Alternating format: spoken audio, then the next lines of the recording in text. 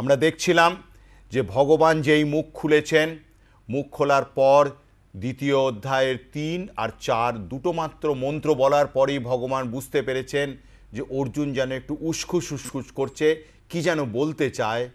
ভগবান সঙ্গে সঙ্গে দুটো মন্ত্র বলে চুপ করে গেছেন এবং অর্জুন বলতে আরম্ভ করেছে।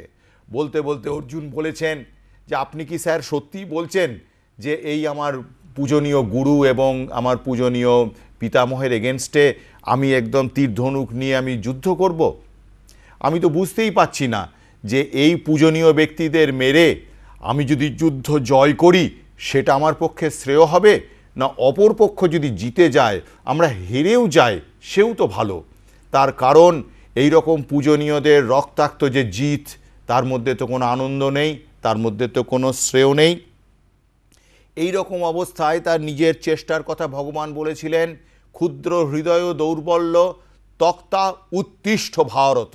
হে ভারত, হে ভরত বংশজাত, তুমি এই তোমার হৃদয় দৌর্বল্য শোক এটাকে ত্যাগ করে ওঠো।